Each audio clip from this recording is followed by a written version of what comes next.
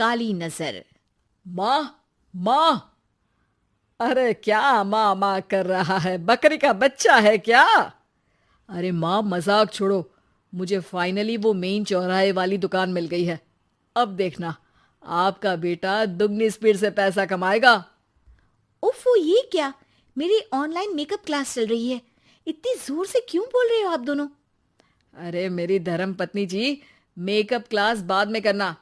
वो चौराहे वाली दुकान मिल गई है हमको। अरे वाह! रुको, मैं अपनी माँ को फोन लगाकर बता देती हूँ। अरे मैं भी अपने रिश्तेदारों को बता देती हूँ। कितनी खुशी की बात है। हाँ हाँ, मैं भी अपने दोस्तों को बता देता हूँ। 1 हफ्ते बाद रजिस्ट्री है। बस, घर में खुशी का मौका था। उन तीनों ने अपने अपने फोन उठाए और लोगों में बात फैलाना शुरू कर दिया। और रही सही कसर, श्वेता बहू ने अपने पड़ोस में सबको बताकर कर दी। अरे वर्मा आंटी, अब हम भी जल्दी कार ले लेंगे। घर का रेनोवेशन होगा और ठाट से रहेंगे हम भी। अरे, ऐसा क्या हुआ? लॉटरी बाटरी लग गई है क्या? अरे, इस बार चौराहे वाली मॉल में हमको भी दुकान मिल गई है। दुकान नंबर 21, जो एकदम चौराहे पर है। अब ग्राहक बढ़ेंगे तो आमदनी भी बढ़ेगी ही ना। अरे वाह, कितनी खुशी की बात है। मैं बहुत खुश हूँ तुम्हें इतना खुश देख के। बाकी एक बात कहूँ, सबको मत बताते फिरना। किसी की नजर लग जाएगी तो खुशी की खबर वापस लौट जाएगी। हैं? ऐसे थोड़ी ना होता है। अब डरा रही हो। अरे सही कह रही हूँ।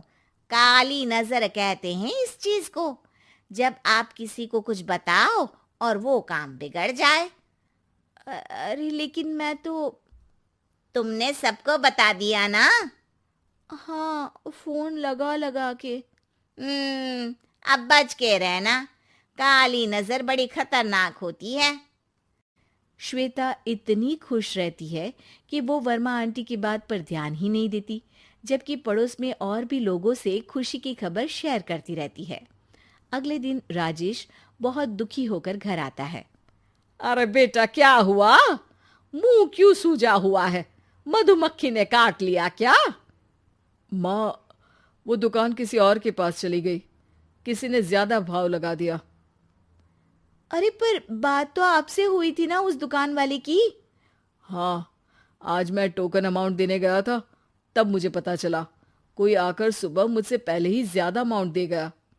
हम्म, काली नजर। क्या? क्या कहा?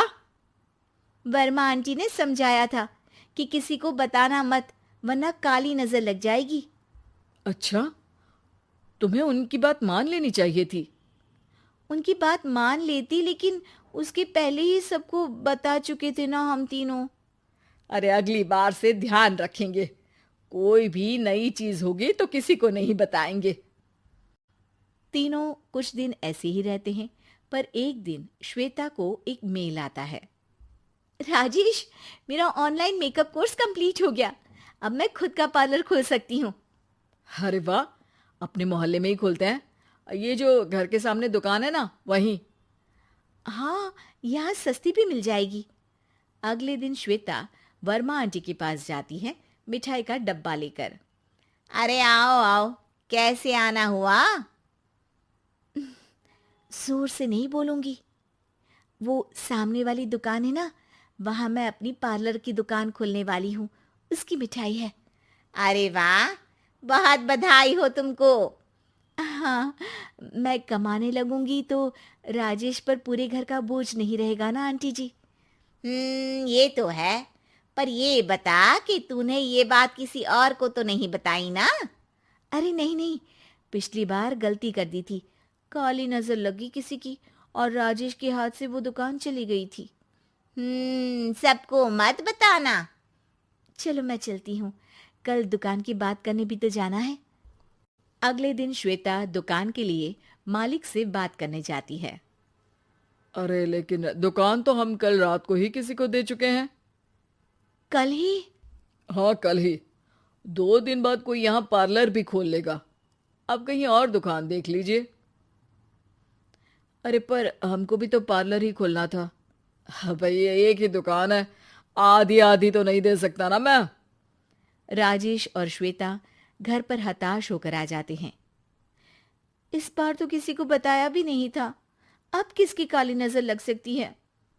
सुनो, तुमने माँ को बताया था क्या? अरे कैसी बात कर रही हो, माँ की नजर थोड़ी ना लगेगी। पक्का तुमने किसी को नहीं बताया था ना? सिर्फ वर्मा आंटी को बताया था, उन्होंने ही मुझे किसी को नहीं बताने को कहा। अरे यार, तुम भी सही हो, मेरी माँ को नहीं बताने को कह रही हो, पर वर्मा आंटी को बताना तुम्हें जरूरी लगा।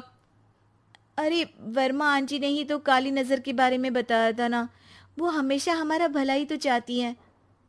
मेरी माँ भी हमारा भला ही चाहती है। अरे पर चिल्ला क्यों रहे हो? बात नहीं कर सकते क्या आराम से?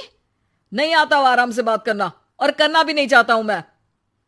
दुकान जाने का दुख गुस्से में बदल गया था और राजेश और श्वेता में बात बंद हो गई थी। 2 दिन बाद मोहल्ले में पार्लर का इनॉग्रेशन हुआ, जिसमें मोहल्ले के सभी लोगों को बुलाया गया, पर श्वेता, राजेश और माँ नहीं जाते। माँ, अंदर आ जाओ, क्या देख रही हो? अरे नया पार्लर देख रही हूं अपने आंगन से। देखो, माँ को दूसरे का सुख देखने में कितना मजा आ रहा है, मेरा दुख नहीं दिख रहा इन्हें। यह मेरा पार्लर भी तो हो सकता था। अरे चुप रहो यार, हर बात में लड़ाई क्यों ढूंढ रही हो? राजेश और श्वेता फिर बहस करने लगते थे। तभी माँ ने दोनों को बाहर बुलाया। अरे जरा देखो तो, दुकान चलाने वाले का बोर्ड पर नाम क्या लिखा है? श्रुति वर्मा। गाड़ी निकाले बेटा, हमें कहीं जाना है। काली नजर का इलाज कराने? राजेश अपनी बाइक निकालता है। तीनों ट्रिपलिंग कर रहे हैं। माँ राजेश को उस मॉल वाली दुकान पर लेकर जाती है जहां राजेश अपनी दुकान खोलने वाला था। यही दुकान लेना चाहता था ना तू? हाँ, पर इनको भी दुखी करने लेकर आई हो क्या यहाँ पर दुकान दिखाकर? वहां काफी नहीं था? अरे श्वेता, थोड़ा सब्र रख, अभी पता चलेगा कि हम यहाँ क्यों आए हैं। बता, इस दुकान चलाने वाले का नाम क्या है? अनुपम वर्मा। कुछ समझ में आया? वो दुकान वाली श्रुति वर्मा, ये दुकान वाला अनुपम वर्मा, और हमारे पड़ोस में हमने उस दुकानों के बारे में बताया किसको था? अब वर्मा आंटी को। मतलब वर्मा आंटी ही हमारा काम बिगाड़ रही है? नहीं नहीं, ऐसा नहीं हो सकता, ये बस इत्तेफाक है। राजेश अपना फोन निकालता है और श्रुति वर्मा और अनुपम वर्मा के नाम फेसबुक पर सर्च करता है, जहां ये दोनों ही वर्मा आंटी के रिश्तेदार होते हैं। श्वेता को समझ में आ जाता है कि वर्मा आंटी की ही नजर खाली नजर है। अब क्या करना है? कोई भी खुशी की खबर हो तो काली नजर से बचना है, यानी वर्मा आंटी से बचना है।